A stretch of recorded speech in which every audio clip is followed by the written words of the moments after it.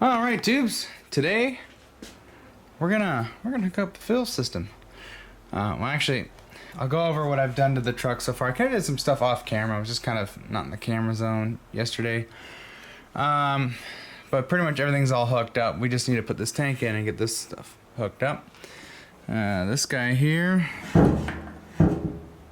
yeah, that bonded pretty good. I had it broke once on me, and I went back and prepped this all up, cleaned it up, and re-schmoed around there. So as long as you're not farking with it, it'll be fine. If it does break off and leak and cause problems, a long-term solution would be to pull the aluminum piece out, put a 1/2-inch steel line in, and just have someone TIG it in there and then never have a problem with it.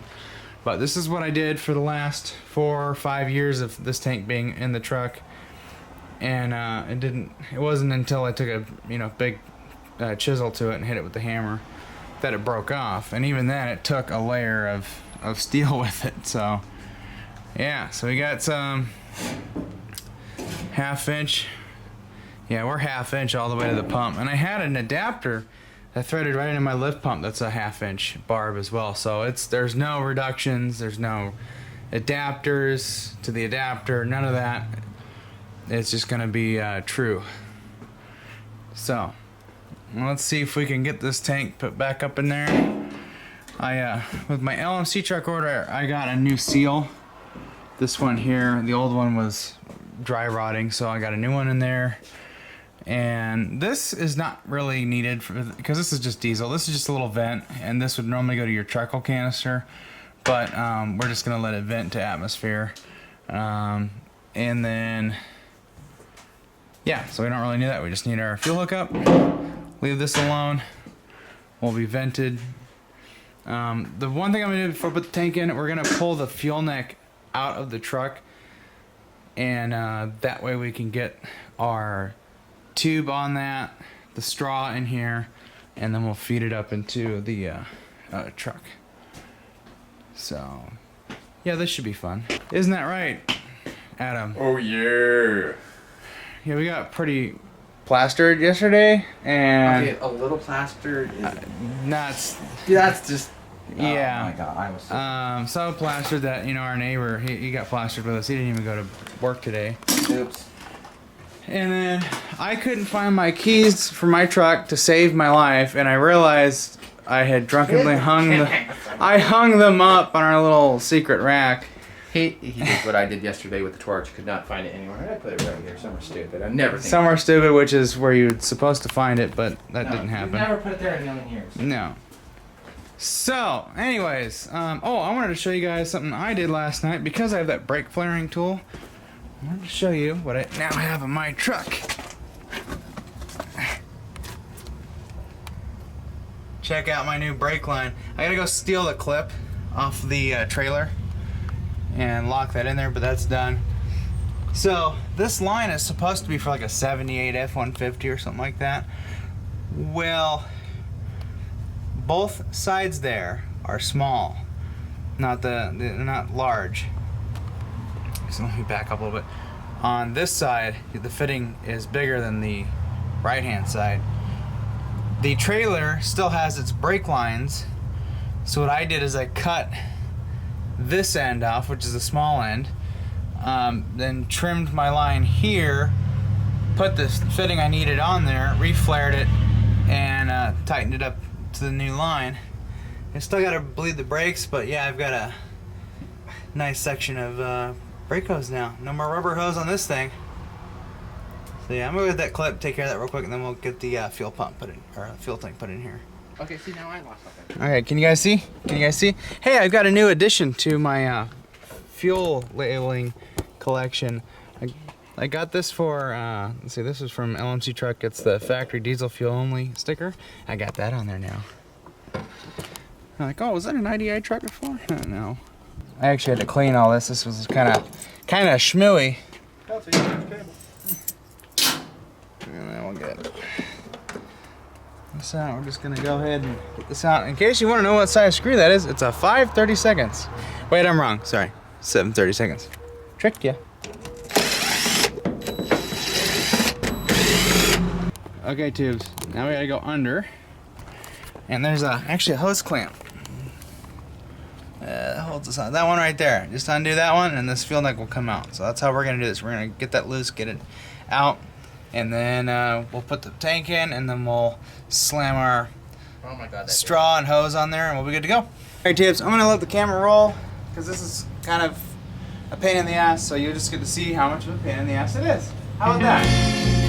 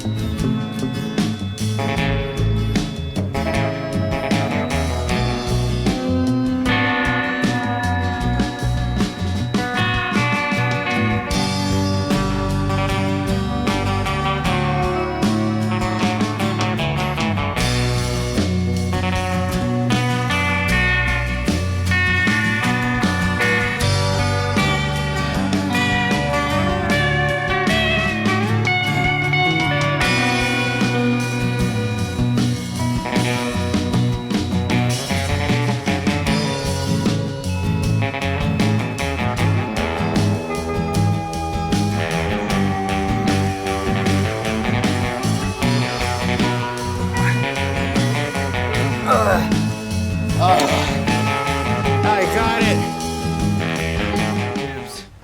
Tank is all bolted up, everything's hooked up. I went through and bled all my brakes out after doing that little line swap there, so that's not a thing. But anyways, we're ready to throw some fuel in there. Did your thing work? No? Like, what did I blow? Meanwhile, Adam's creating his own electrical gremlins. I'm not making gremlins. I'm actually using relays that work. Meanwhile, someone's gonna think I'm pouring gasoline in here.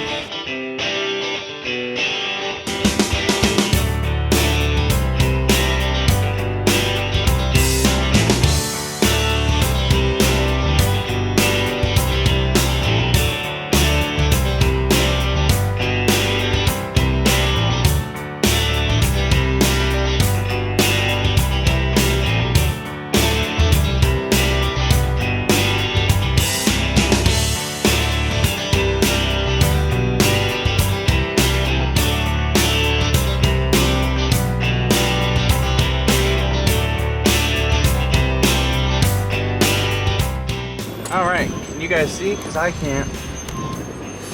Somewhere down there is my lift pump, and I'm going to prime it and just give her some squirts, and then we're just going to fire this thing up and see what happens.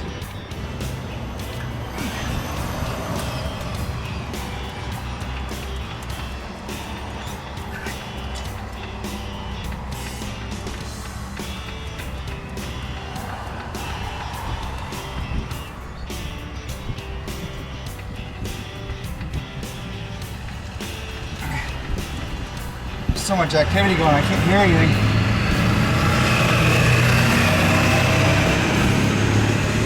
That's an annoying ass power stroke. Goes up the fucking hill. I pumped and I pumped and I pumped.